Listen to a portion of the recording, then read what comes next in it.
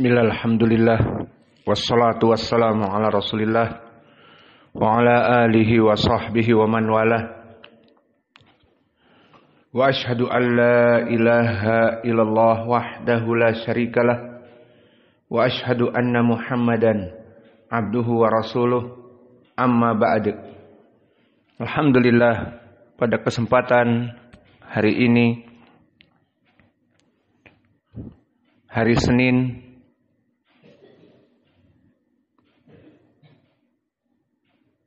14 Oktober 2024. Kita lanjutkan kajian di Fakultas Ilmi Lughatil Arabiyah dalam pembahasan kitab syarah dari Matan Al-Ajrumiyah, yang mana pada kesempatan ini kita masuk kepada ucapan penulis di Al-Ajrumiyah, wal hurufu ma la yasluhu ma'ahu la dalilul ismi wa la dalilul fi'li. Pembahasan tentang ism dan alamatnya telah selesai, dan pembahasan tentang fi'il dan alamatnya telah selesai. Dan akhir permasalahan dari fi'il adalah ta' ta'nis as-sakinah, yang mana ta' ta'nis as-sakinah min alamat dari fi'lun madhi khosoh, yang mana dia masuk kepada fi'lun madhi di akhir, seperti qomat, qolat, dorobat, safarat, qaraat, dan seterusnya, yang mana dia masuk kepada ta' ta'nis, baik yang hakiki ataupun yang tidak hakiki, yang menjelaskan bahwa pelaku di sini adalah mu'annatsah. Dan telah kita misalkan dari ayat-ayat Al-Quran, di saat misalnya Zakaria berkata kepada Maryam, "Ya Maryamu, anna laki hada," maka Allah mengabarkan qalat, menunjukkan yang berbicara Maryam. Qalat, maka qala fi'lun madhi, diketahui dengan masuknya ta' ta'nis, qalat huwa min indillah. Maka di sini ta' ta'nis masuk kepada fi'lun madhi. Dan begitupun di dalam ayat yang lain di surat Al-Kahfi misalnya, kami berikan alamatu ta'nis yang mana dia bukan hakiki, maknanya tidak ada kelamin untuk perempuan. Lalu bagaimana kok dijadikan mu'annas? Maka dikatakan mu'annas ghairu hakiki, seperti mentari, benda-benda yang besar makhluk Allah, maka dia mu'annatsah.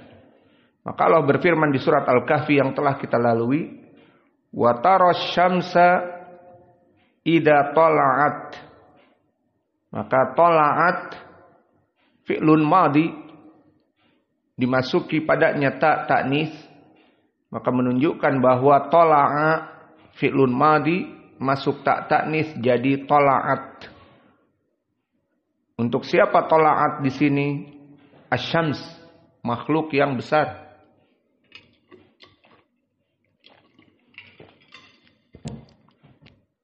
Maka inilah pelajaran yang telah kita lewati. Dan sekarang kita masuk kepada matan yang telah kita sebutkan tadi. Wal hurufu. Maka apa itu al-huruf? Al-huruf di sini jamak dari harf. Maka satu dinamakan harfun dan jamak menjadi huruf. Dan definisinya disebutkan ma la yasluhu ma'ahu la dalilul ismi wa la dalilul fi'li. Maka bagaimana kita mengetahui bahwa kalimat ini harf, berbeda dengan saudaranya ism ataupun saudaranya fi'il? Bagaimana cara mengetahuinya?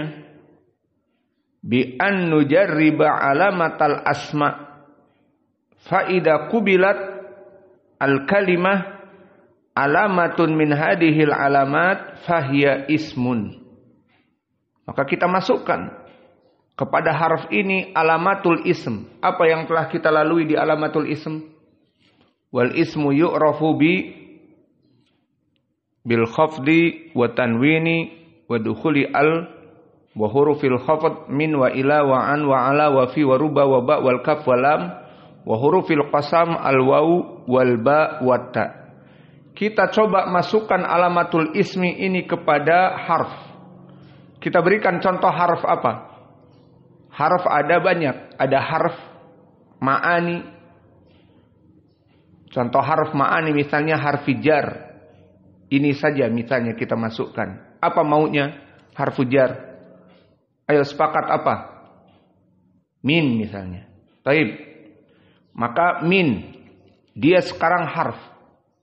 Definisinya harf itu kita ingin membedakan dengan saudaranya fi'il dan ism.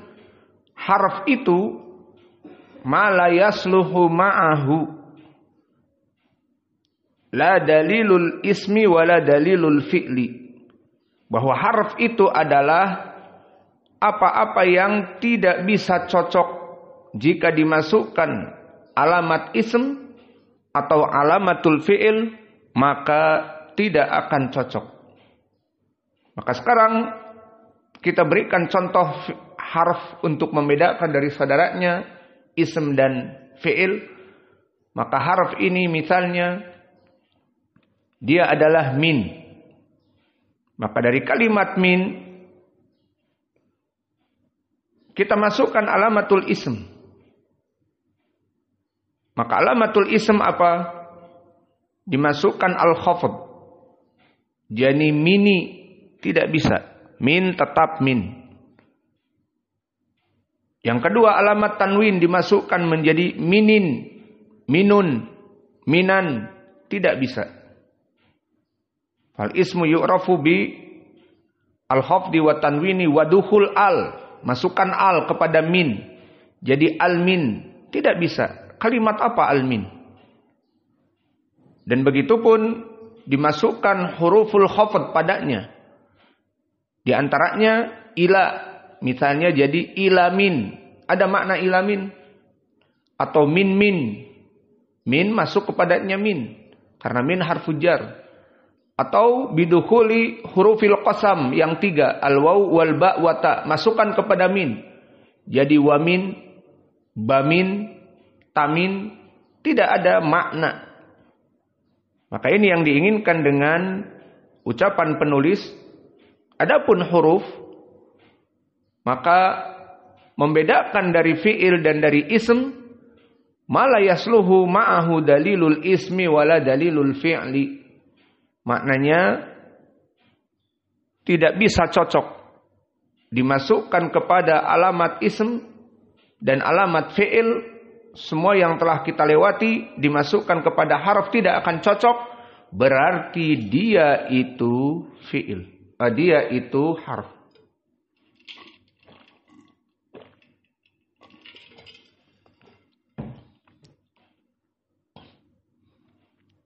Maka inilah yang diinginkan di dalam permasalahan alamatu al-harf.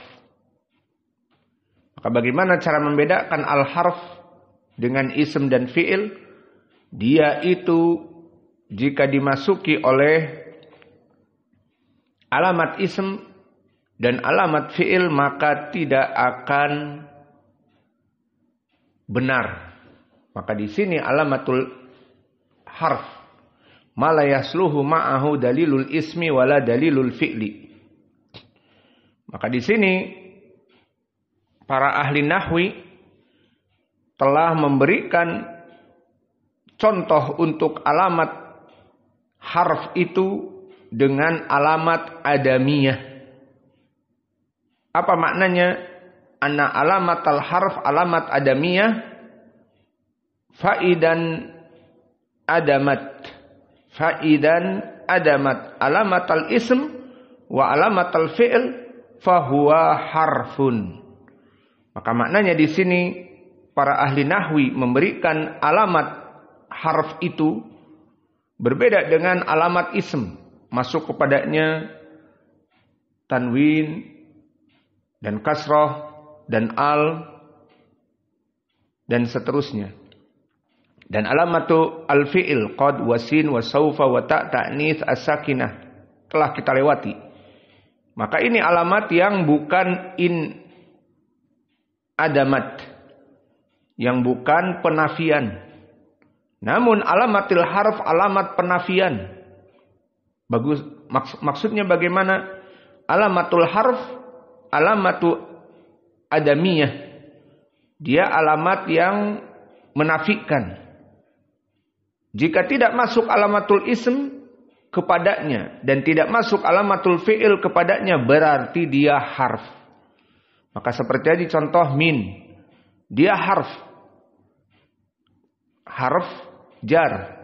Maka masukkan alamatul ism, tanwin, kasroh, al, tidak bisa. Dan masukkan alamatul fi'il, sin, saufa, tak ta'nits as-sakinah, tidak bisa. Min menjadi sin min atau saufa min, ataupun min di akhirnya ta ta'nits jadi min, tidak bisa.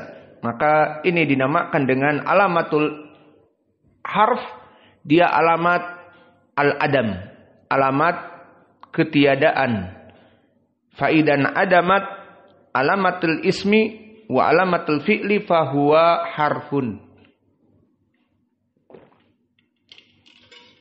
Sehingga cara kita untuk mengetahui harf sangat mudah. Ingat alamatul ism dan ingat alamatul fi'li. Sekarang dicoba. Indak ya Hudzaifah. Masukkan sekarang alamatul ism dan alamatul fi'il kepada harf ini. Kita ambil harf apa? Misalnya waw qasam.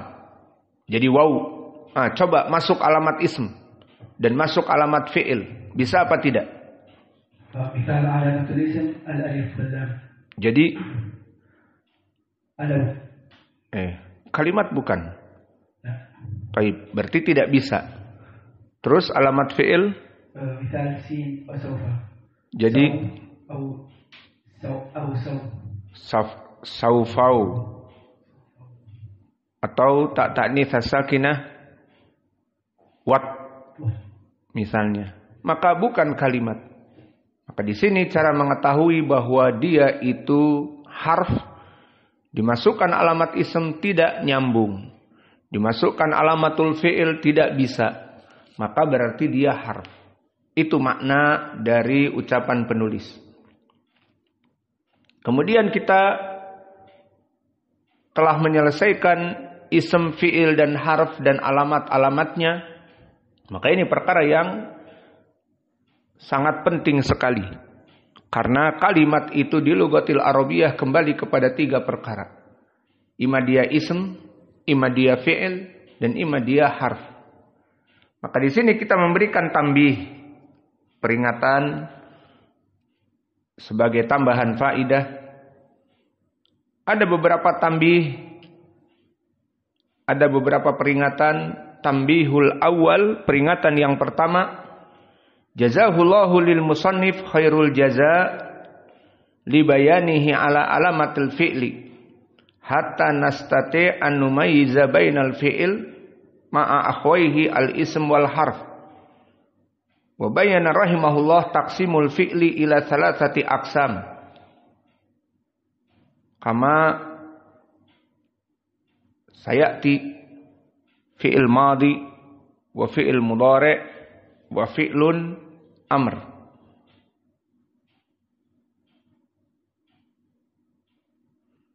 Dan telah dijelaskan oleh rahimahullah pembagian kepada 3 perkara.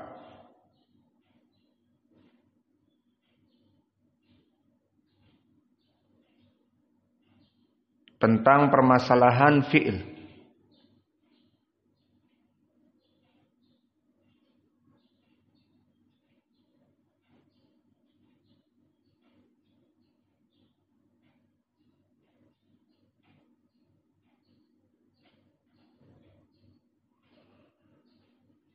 Dan manhaj dari penulis di dalam matan ini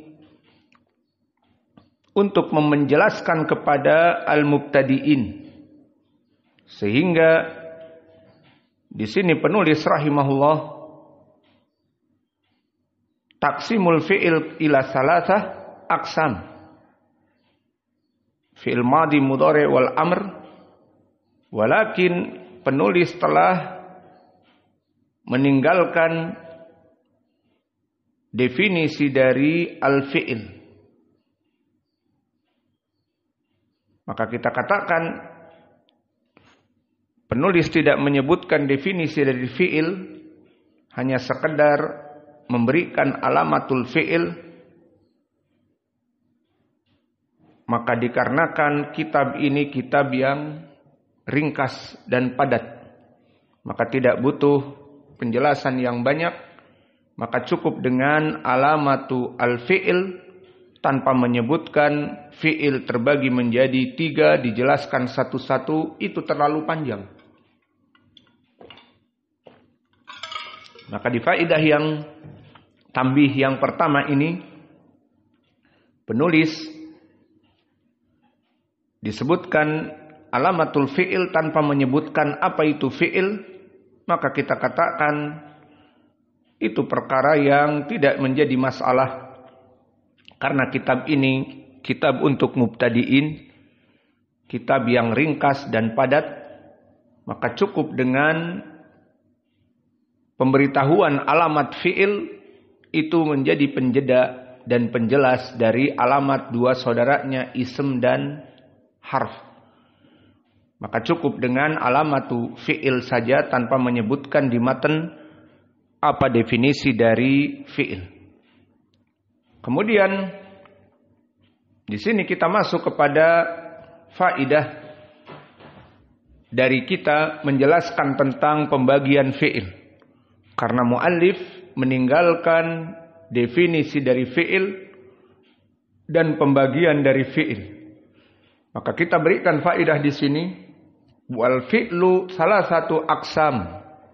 Ditulis fi'il itu terbagi menjadi 3 bagian. Awaluha fi'lul madhi. Maka yang pertama dari fi'il adalah fi'lul madhi.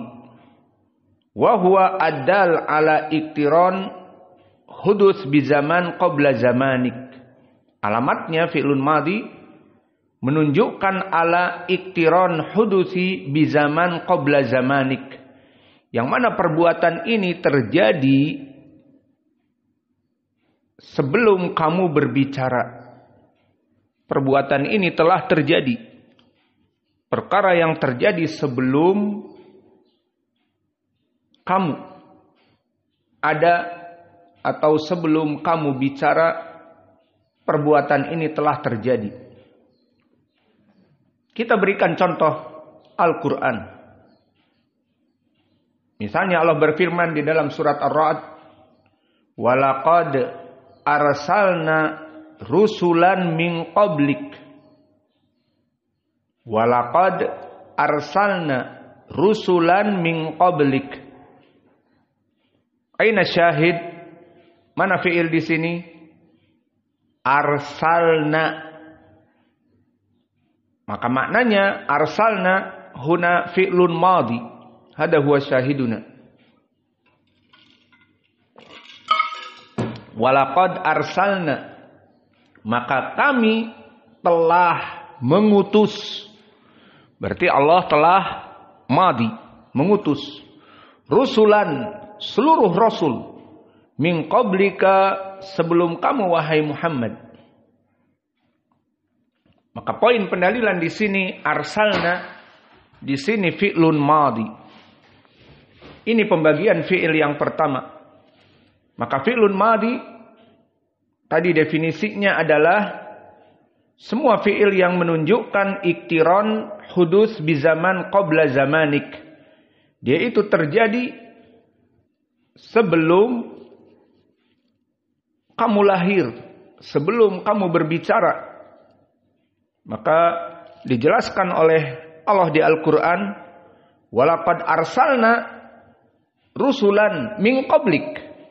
Allah berbicara kepada Nabi Muhammad, maka telah kami mengutus rusulan, jamak dari rasul, para nabi min qablik, sebelum kamu wahai Muhammad. Maka di sini mana fi'lun madhi? Arsalna. Arsal fi'lun madhi. Masuk kepada domirna, kami telah mengutus. Maka kalimat arsalna yubayyin annallaha qad arsalal anbiya qabla zaman at-takallum. Maka di dalam ayat ini sebelum Nabi Muhammad diajak bicara oleh Allah di dalam ayat ini, maka Allah telah mengutus para nabi sebelum berbicara kepada Nabi Muhammad. Walaqad arsalna rusulan min qablik. Maka rasakan bahwa kalimat arsalna fi'lun madhi, maknanya telah lampau. Maka ini kita katakan fi'lun madhi dalam keadaan aglabiyah, kebanyakan. Dia itu terasa dari segi pemberitaan di Al-Quran yang menjelaskan perkara itu telah lampau. Maka sebelum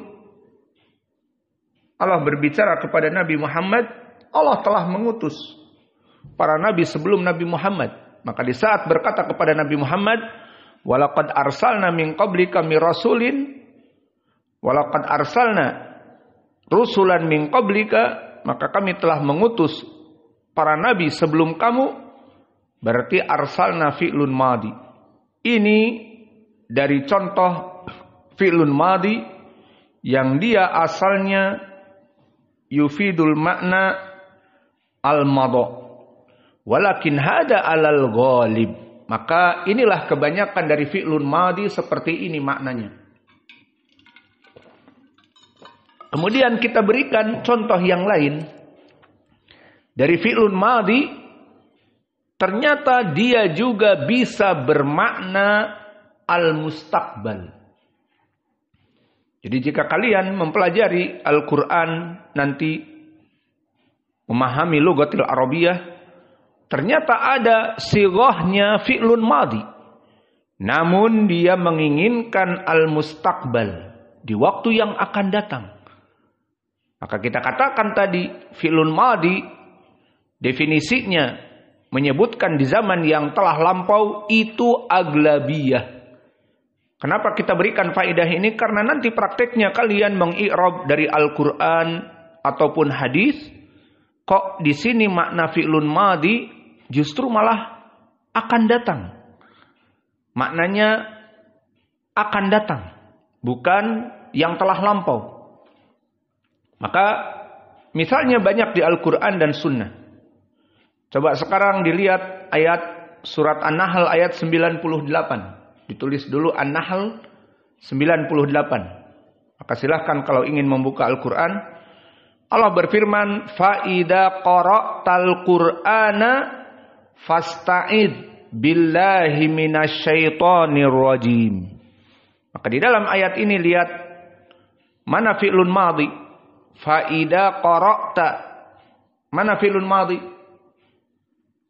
Qara'ta.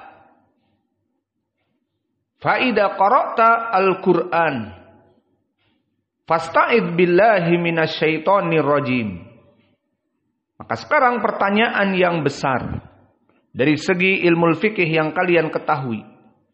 Seseorang membaca Al-Qur'an itu, seseorang beristiadah membaca a'udzu billahi minasyaitonir rajim itu setelah membaca Al-Quran atau sebelum membaca Al-Quran? Silahkan dijawab. Aina mikrofon. Sebelum. Qabla al-qiraah. Itu hukumnya. Namun lihat ayat ini, coba rasakan. Fa'idha qara'tal Qur'an. Tadi qara'a fi'lun madhi. Fi'lun madhi kebanyakan memberikan makna telah lampau. Seperti tadi, walaqad arsalna rusulan min qablik. Maka wahai Muhammad, kami telah mengutus para nabi sebelum kamu. Maknanya Allah telah mengutus dulu Nabi Adam, Nabi Nuh, Nabi Hud dan yang lainnya. Maka di sini, di ayat ini, faida qara'tal Qur'an. Maka qara'ta apakah maknanya madhi? Telah lampau? Kalau maknanya telah lampau berarti faida qara'tal Qur'an, jika kamu telah selesai membaca Al-Qur'an, kan maknanya lampau. Baru fasta'id billahi minasyaitonir rajim. Iya. Jadi baca Quran dulu, selesai baca Al-Qur'an, baru setelah itu membaca a'udzubillahi minasyaitonir rajim. Iya apa tidak? Maknanya seperti itu apa tidak? Itulah yang kita inginkan tadi. Bahwa makna fi'lun madi bimakna qad madha, fi'lun madi menunjukkan pekerjaan yang lampau, hada aglabiyah. Ini kebanyakannya.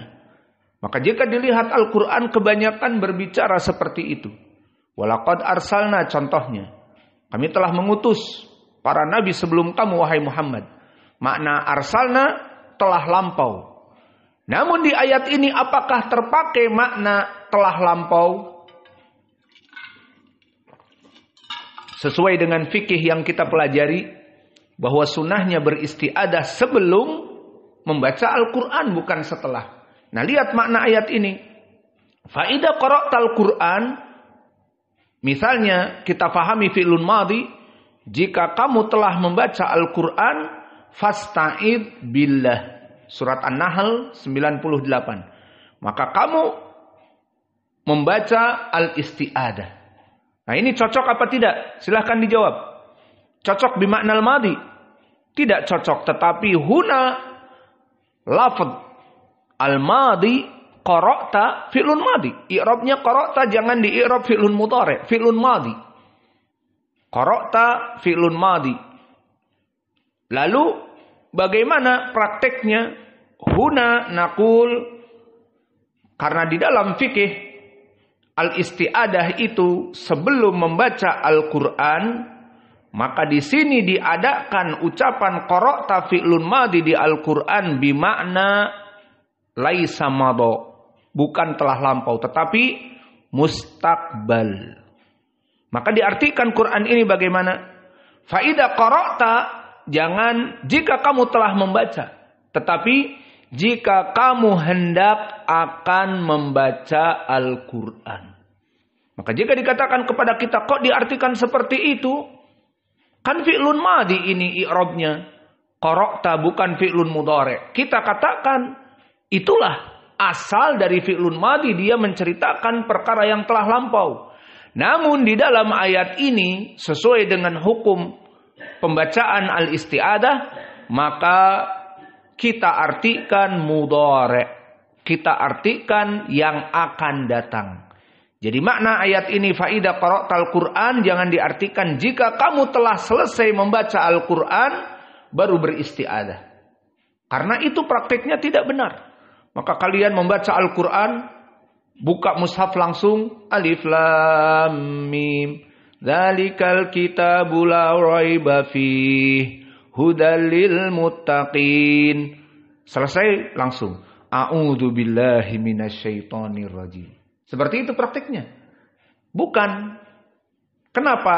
Karena faida qara'ta huna bimakna al-mudhari'. Jika kalian hendak akan membaca Al-Quran. Jadi yang benar, sebelum baca Al-Quran, a'udzubillahi minasyaitonir rajim min hamzihi wa nafthihi wa nafsihi. Itulah dari contoh fi'lun madhi memberikan makna al-mudhari'. Dan contohnya ayat tadi, pertanyaan yang besar, lalu kenapa ayat tadi kita palingkan dari fi'lun madhi kepada mudhari'? Karena hukum yang telah berlaku di dalam Islam, membaca al-isti'adah itu sebelum membaca Al-Quran. Sekarang tinggal dalil. Apa ada dalil yang lain selain ayat ini? Ada. Hadis Abi Sa'id Al-Khudri, di mana Abu Sa'id menceritakan bagaimana dulu dia mendapati Nabi salat malam. Maka disebutkan di hadis Abi Sa'id Al-Khudri, idza qama minal lail fakabbara. Bahwa Nabi pada saat itu di saat sholat malam dia bertakbir. Kemudian membaca setelah takbir tahiyatis shalah. Kemudian setelah itu Nabi membaca al-isti'adah.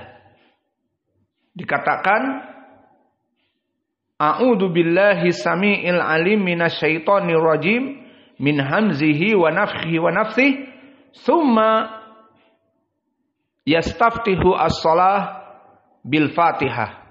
Baru membaca alhamdulillahi rabbil alamin. Maka poin pendalilannya Al-Fatihah adalah Al-Quran. Dan Nabi di saat salat malam setelah takbiratul ihram membaca iftitahus shalah, doa istiftah yang macam-macam. Maka bisa dikatakan Allahumma ba'id baini wa bainal khotoya, bisa. Atau Allahumma inni wajahtu wajhiya lilladzi fataras samawati wal ard, bisa. Dan bisa juga dengan kalimat yang lain subhanakallah wa bihamdika wa tabarakasmak wa ta'ala jaddak wala lahu ghairak. Boleh juga iftitah seperti ini. Kemudian setelah iftitah mau masuk kepada Al-Quran Al-Fatihah, maka Abu Sa'id Al-Khudri mendengar Nabi membaca al-isti'adah a'udzu billahi minasyaitonir rajim min hamzihi wa nafthihi wa nafthihi. Adzan. Baik, al-muadzin yu'adzin.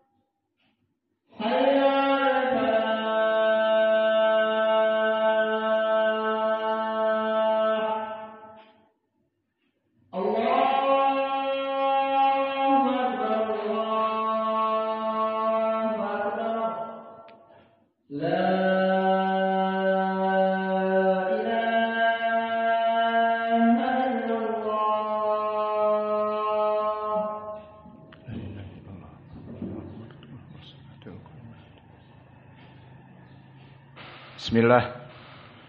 Dalam permasalahan ayat yang kedua, fa idza qara'tal Qur'an fasta'id billahi minasyaitonir rajim. Di dalam surat An-Nahl ini kita masuk kepada lafadz fi'lun madhi. Qara'ta. Walakin huna laisa bima'nal madha. Seperti ayat pertama walaqad arsalna. Dari segi makna berbeda. Walaqad arsalna, kami telah mengutus kamu wahai Muhammad, para nabi sebelum kamu ada.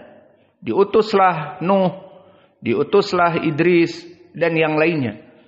Adapun di ayat ini fa idza qara'ta tidak dimaknai fi'lun madhi jika kamu telah membaca Al-Quran. Maka beristi'adahlah. Tidak maknanya seperti itu. Maka dari dua contoh ini kita mengetahui bahwa asal dari fi'lun madhi memberikan makna lampau. Namun jika ada seperti di dalam ayat ini, karena hukum dari membaca al-isti'adah, seperti tadi di hadis Abi Sa'id Al-Khudri, dari sunnah justru Nabi membacanya sebelum Al-Fatihah. Di hadis Abi Sa'id Al-Khudri bagaimana Abu Sa'id Al-Khudri melihat Nabi salat malam, maka dia bertakbir. Kemudian membaca iftitah as-salah. Kemudian dia dengar sebelum membaca Al-Fatihah yang merupakan Al-Quran, dikatakan dengan suara yang keras, A'udzu billahi as-sami'il alim minasyaitonir rajim. Maka Nabi meminta perlindungan kepada Allah kapan? Sebelum membaca Al-Quran. Maka di sini jika dikatakan lalu kapan pembacaan al-isti'adah? Setelah atau sebelum membaca Al-Quran? Jawabnya sebelum.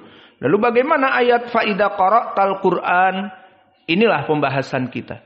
Bahwa ayat fa'idha qara'tal Qur'an ini adalah fi'lun madhi, namun maknanya al-mudhari', sebelum membaca Al-Quran. Dengan dalil hadis Abi Sa'id Al-Khudri tadi, bahwa Nabi membaca isti'adah sebelum Al-Quran. Lalu hadis tadi dari Abu Sa'id Al-Khudri mahaluh, maka kita karena sistemnya pemberian ilmu dengan sistem muhaditsin, maka kita belajar ilmu nahwi pun ditahqiq hadisnya. Sahih apa tidak? Maka bersyukur kepada Allah. Banyak dari pengajar-pengajar ilmu nahwi, mereka nggak ada urusan, yang penting nahwu.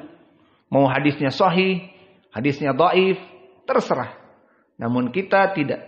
Kita memberikan hadis-hadis meskipun pelajarannya nahwu, meskipun pelajarannya ilmil usul, meskipun pelajarannya apa saja, maka harus diberikan hadis-hadis yang sahih agar kita beriman dan mengamalkannya. Maka mahalu hadis Abi Sa'id Al-Khudri ini, hadis ini diriwayatkan oleh Imam Abi Daud, wa Tirmidzi, wa Nasa'i, wa Ibnu Majah. Berarti kutubus sittah mengeluarkan kecuali Al-Bukhari dan Muslim. Semuanya kitab yang 6 mengeluarkan kecuali Al-Bukhari dan Muslim. Berarti dikeluarkan Abu Daud, At-Tirmidzi, An-Nasa'i dan Ibnu Majah. Dan Imam Ahmad juga. Dan Imam At-Tabrani juga. Dan Ibnu Hibban. Dan Ibnu Huzaimah. Banyak sekali hadis ini dikeluarkan. Semuanya bertumpu undur madarus sanad dari jalan Ja'far an Ali ibni Ali an Abil Mutawakkil an Abi Sa'id wa huwa Sa'ad ibnu Malik Al-Khudri. Maka hadis ini hadis yang hasan lidatih. Adapun Abul Mutawakkil dia itu Ali ibni Daud siqah. Dan Ja'far ibnu Sulaiman adalah ad-Dubbai, dan ini penyebab dia menjadi hasanul hadis karena Ja'far ibnu Sulaiman ad-Dubbai hasanul hadis. Adapun Ali ibni Ali fahuwa ar-Rifai disebutkan oleh Yahya ibnu Ma'in yutakallamu fihi, dan berkata Ibnu Hibban la yu'jibuni al-ihtijaj idan farada, maka dia telah disikohkan oleh ahli jarhi wa ta'dil seperti Abu Zur'ah, Ibnu Ma'in, Waqi' Ibnul Jarrah, Muhammad ibni Abdullah ibni Ammar, semuanya telah mensikohkan. Maka dari pensikohan ini kemudian dikatakan oleh sebagian para ulama seperti Yahya ibnu Sa'id membicarakannya, maka bisa turun dari sikoh kepada derajat hasan. Maka oleh sebab itu, dalam permasalahan seperti ini telah kita lewati di pelajaran Dawabitul Jarhi wa Ta'dil. Jika para ulama ada yang mentautsik dan disikohkan tadi oleh Waqi' Ibnul Jarrah, Ibnu Ma'in, Abu Zur'ah, dan yang lainnya, kemudian ada yang mendhaifkan. Seperti Yahya ibnu Sa'id Al-Qattan, yatakallamu fihi. bahwa dia memburukkan. Dan juga Ibnu Hibban mengatakan la yu'jibuni al-ihtijaj bihi idan farad. Maka aku tidak menyenangi jika dia berkesendirian. Maka menggabung dari dua ucapan ini menjadi saduq hasanul hadis, karena itu lebih baik. Dan ini telah diucapkan juga oleh Imam Ahmad dan Nasai. Maka Imam Ahmad dan Nasai mengatakan la ba'sa bihi. Dan berkata Al-Bazzar laisa bihi ba's. Dan juga Al-Hafidz Ibnu Hajar bisa dilihat di takrib pada rawi ini bahwa dia adalah rawi yang saduq hasanul hadis. Siapa tadi? Ali ibni Ali Ar-Rifai. Maka setelah itu kita mengetahui bahwa hadis ini hadis yang hasan. Karena Ali ibnu Ali Ar-Rifai terjadi ikhtilaf para ulama, yang rajih adalah hasanul hadis. Dan hadis ini pun kalau tadi dari Abi Sa'id Al-Khudri kita katakan hadis yang hasan, maka telah datang dari sahabat yang banyak.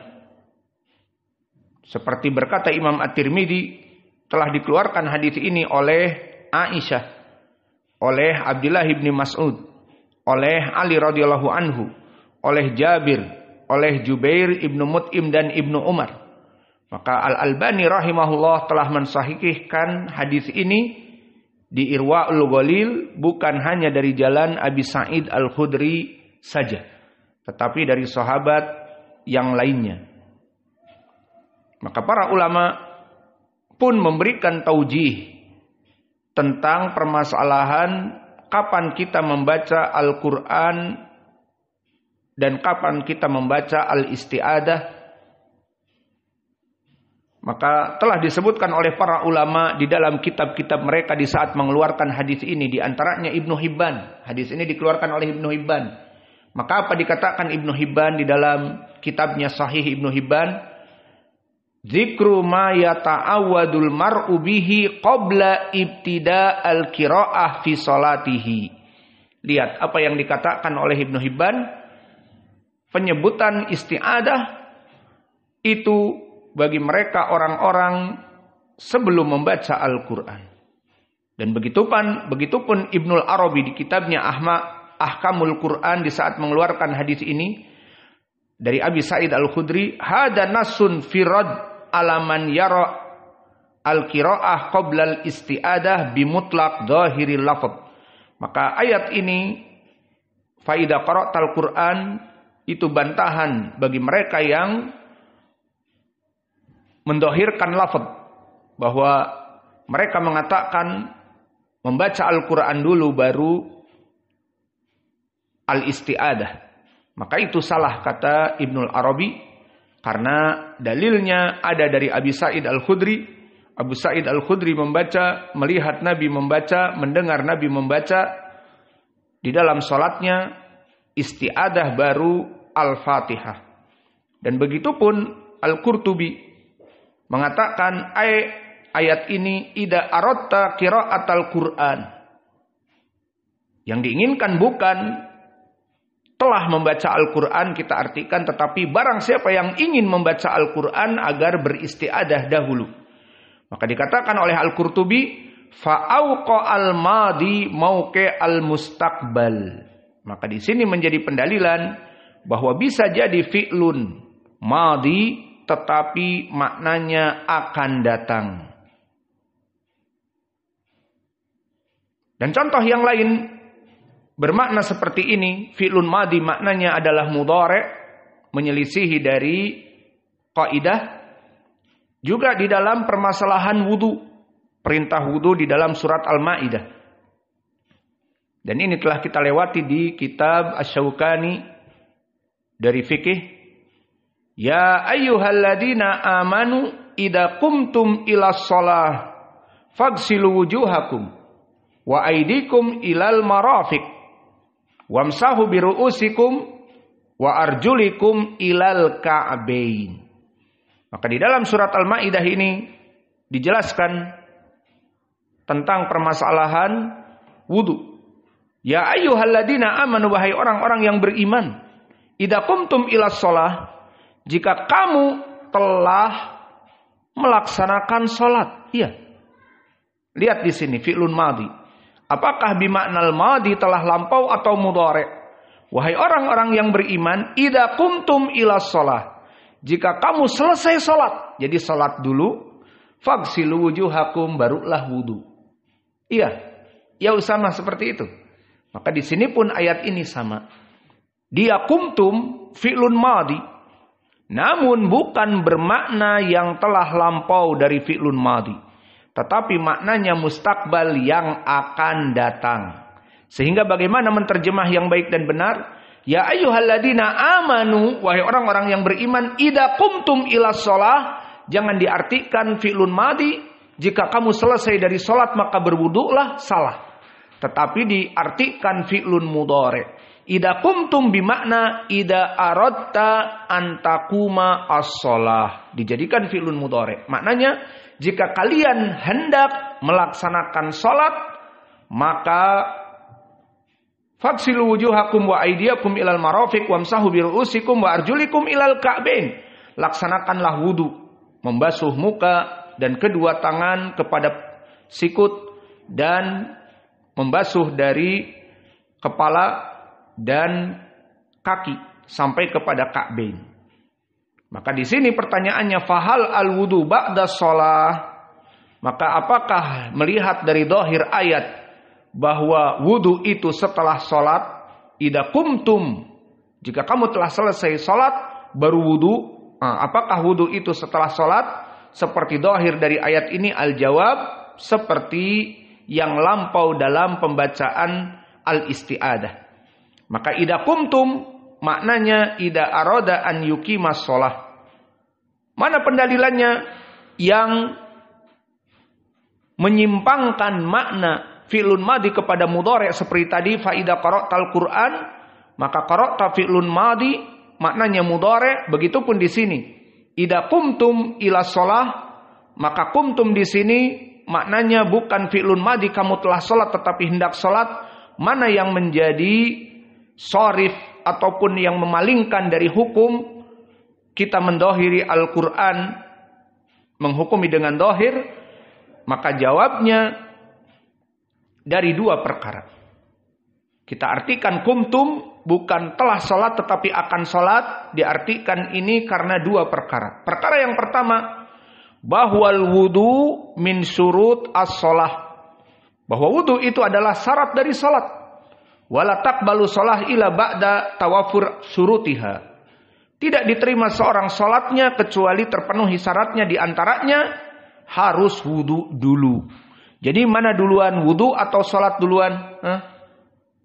Wudu atau sholat duluan yang benar? Wudu dulu, karena dia syarat. Mana dalilnya? Hadis yang muttafaqun alaih dari Abi Hurairah, la yaqbalullah sholata ahadikum idza ahdatsa hatta yatawaddaa. Maka dari hadis ini kita mengetahui la yaqbalullah sholata ahadikum, Allah tidak menerima salat seseorang idza ahdatsa, jika dia dalam keadaan berhadas, hatta yatawaddaa, sampai dia itu melaksanakan wudu. Maka wudu dulu baru salat. Ya, karena dia syarat. Ini jawaban yang pertama, karena syarat harus terpenuhi wudu sebelum salat. Dan pembahasan yang kedua seperti hadis man tawaddaa nahwu wudu'i hada summa sholat rak'atain. Di dalam hadis ini, hadis yang muttafaqun alaih dari Utsman, man tawaddaa nahwu wudu'i hada summa sholat rak'atain. Barang siapa yang wudu seperti kalian melihat aku mengajari kalian wudu seperti yang diajarkan oleh Nabi, kata Utsman, summa sholat rak'atain, kemudian setelah itu sholat 2 rakaah. Maka poin pendalilannya di sini summa sholat rak'atain di ilmu usul, di ilmu lughah Arabiyah memberikan makna tartib. Maknanya wudu dulu baru sholat. Man tawaddaa nahwu wudu'i hada, barang siapa yang wudu seperti aku ajarkan, summa sholat rakaatain. Kemudian dia sholat. Maka di dalam hadis yang muttafaqun alaih ini, barang siapa yang melaksanakan wudu seperti engkau melihat aku wudu kemudian sholat 2 rakaat, ini menjadi pendalilan bahwa sholat itu setelah wudu. Karena dia dengan lafaz summa, maknanya memberikan tartib, wudu dulu, kemudian summa sholat, kemudian sholat. Maka oleh sebab itu Al-Baghawi telah menjelaskan 2 contoh yang kami sebutkan di dalam tafsirnya, di dalam 2 ayat tadi. Maka berkata Al-Baghawi, fa idza qara'tal Qur'an fasta'id billahi minasyaitonir rajim, ay idza aratta qira'atal Qur'an. Kama qala ta'ala idza qumtum ila shalah faghsilu wujuhakum, maka maknanya barang siapa yang ingin salat maka berwudu dahulu. Maka di sini Imam Al-Baghawi di tafsirnya menyebutkan ayat fa idza qara'tal Qur'an maknanya fi'lun madhi yuridu bihi al-mudhari'. Jika kalian ingin baca Al-Qur'an, isti'adahlah. Seperti ayat tadi, idza qumtum ila shalah maknanya jika kalian hendak melaksanakan salat, maka wudulah. Dan banyak pendalilan dari ayat-ayat Al-Qur'an yang seperti ini. Kalau tadi berhubungan dengan fikih, diketahui dari hadis-hadis fikih, dan ini juga berhubungan dengan akidah, yang mana akidah yang benar akan memahaminya. Seperti contoh ayat yang akan saya berikan. Lihat surat Al-Isra ayat ke-36. Dari akidah yang benar kita akan mengetahui bahwa ini fi'lun madhi arada bihil mudhari'. Apa ucapan Allah? Wala taqfu ma laysa laka bihi ilm. Inas sam'a wal basara wal fuada kullu ulaika kana anhu mas'ula. Makna ayat ini, wala taqfu ma laysa laka bihi ilm.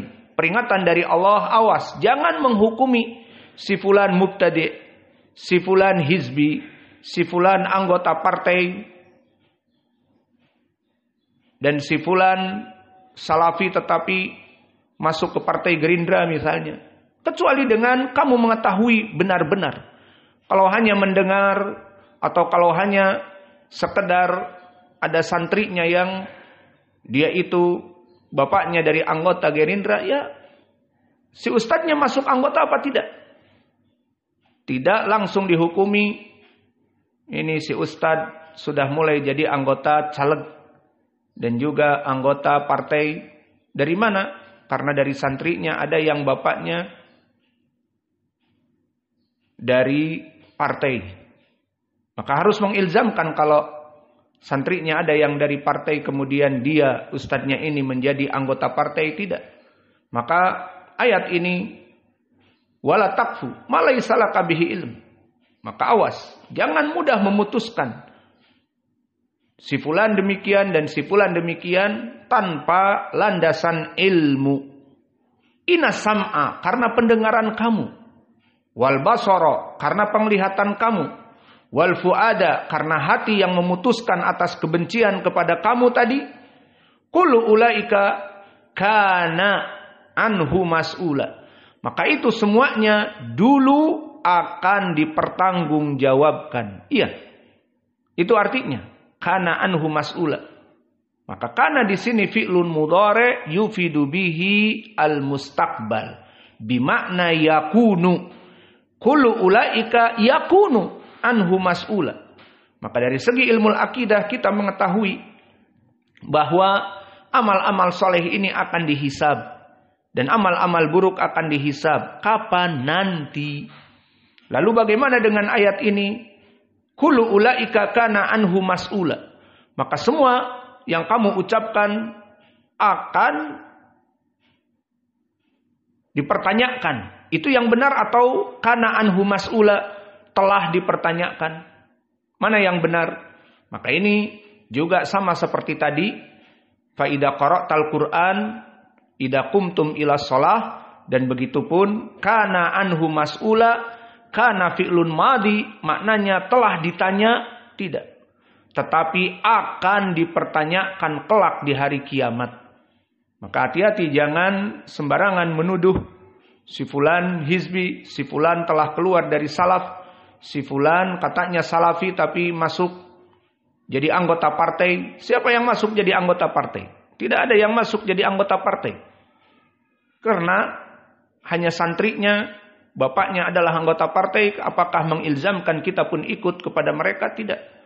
Maka di sini yang menjadi poin adalah kana anhu mas'ula. Bahwa kana fi'lun madi tidak diartikan bahwa perkara-perkara ini telah ditanyakan. Apakah pernah kita ditanya dari amal-amal baik dan buruk kita? Belum. Maka ayat ini maknanya kana bimakna yakunu. Maka takdirnya kullu ulaika yakunu anhu mas'ula. Akan menjadi pertanggungjawaban. Maka inilah contoh-contoh dari permasalahan akidah dan juga fiqh yang mana lafaz-lafaz fi'lun madi bisa bimakna al-mustaqbal.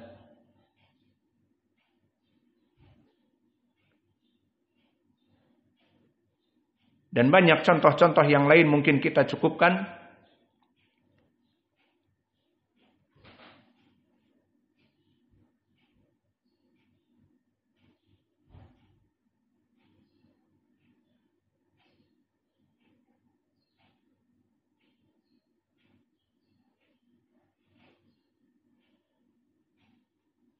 Maka kita cukupkan pelajaran kita di sini, di mana pelajaran kita kalau kita simpulkan adalah permasalahan harf.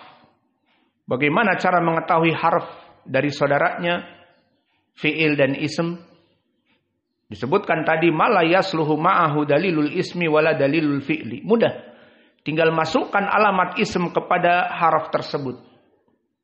Maka jika cocok, maka dia akan menjadi ism atau harf. Jika tidak cocok, maka dia adalah akan menjadi harf. Maka ini dinamakan dengan alamatul inadamat. Alamat ketiadaan. Maka kita hukumi dia itu harf dikarenakan tidak mampunya masuk alamatul ism dan alamatul fi'li kepadanya. Maka kita hukumi dia harf dikarenakan al-adam, ketidakmampuan. Kemudian kita masuk kepada faidah tentang fi'lun madi. Pembagian fi'il kita cukupkan dengan fi'lun madi dulu. Maka fi'lun madi telah kita sebutkan tadi asalnya dia bermakna fi'il yang telah dilakukan. Seperti contohnya Allah berfirman walaqad arsalna rusulan min qablik. Maka kami telah mengutus rasul-rasul sebelum kamu wahai Muhammad. Maka di sini makna telah lampau. Namun dari misal-misal yang kami berikan, ternyata ada juga fi'lun madi, maknanya mustaqbal. Dengan dalil datangnya sharif, datangnya yang memalingkan kepada makna yang akan datang, bukan makna telah lampau. Karena ada hukum tertentu. Contohnya permasalahan pembacaan al-isti'adah, dia sebelum membaca Al-Quran. Padahal zahir ayah dengan fi'lun madi. Seperti Allah berfirman, "Fa'idha qara'tal Qur'an fasta'id billah." Maka zahir ayah adalah membaca Al-Quran dulu baru isti'adah. Kita katakan tidak. Di sini madi bimaknal mudhari'. Lalu jika ditanya, kenapa? Kenapa? Apa yang memalingkan? Hadis Abi Sa'id Al-Khudri dan yang lainnya, bahwa Nabi dulu membaca al-isti'adah sebelum membaca Al-Quran di dalam salatnya. Al-Fatihah adalah Al-Quran, maka Nabi membaca al-isti'adah dahulu. Dan begitu pun di ayat idza qumtum ila shalah di surat Al-Maidah tentang wudu, maka disebutkan dengan fi'lun madi qumtum. Wa idza qumtum ila shalah, jika kalian telah mendirikan salat, jangan difahami fi'lun madi. Maknanya dirikan salat dahulu baru wudu. Nanti tidak diterima oleh kamu salatnya. Maka bagaimana di sini memahaminya fi'lun mudhari' maknanya? Barang siapa yang ingin salat, maka dia wudu dulu. Dengan dalil bahwa salat itu tidak diterima kecuali dengan wudu. La yaqbalullah salata ahadikum idza ahdatsa hatta yatawaddaa. Tidak diterima salat kalian kecuali dengan wudu, dan juga hadis dari Utsman yang muttafaqun alaih yang menjelaskan man tawaddo'a nahwu wudu'i hadza tsumma shalla rak'atain. Barang siapa seseorang yang melaksanakan wudu seperti yang aku ajarkan, kemudian setelah itu salat, ini menunjukkan bahwa salat itu adalah setelah wudu. Dan misal juga di dalam akidah tadi kami sebutkan, kullu ulaika kana anhu mas'ula. Maka awas, jangan mulai lancang lidah kamu menghukumi seseorang. Si fulan demikian, si fulan demikian, si fulan demikian. Karena semua akan dipertanggungjawabkan kana anhu mas'ula. Semuanya akan dipertanggungjawabkan kelak di hari kiamat. Kok kelak di hari kiamat? Padahal kan ayat maknanya sekarang atau lampau. Apa? Kana anhu. Telah ditanyakan. Kana anhu mas'ula, telah dipertanyakan. Telah ditanyakan. Kapan? Apakah kita semenjak lahir pernah ditanya tentang amalan kita? Apakah kita sebelum meninggal akan ditanya amalan kita? Tidak. Tetapi itu semuanya dari segi akidah nanti di hari kiamat. Maka kana anhu mas'ula maknanya sayakunu. Bimaknal mudhari' anhu mas'ula. Wa naktafi ila huna wa jazakumullahu khaira wa barakallahu fi ilmikum. Subhanakallahumma bihamdika asyhadu an la ilaha illa anta astaghfiruka wa atubu ilaik.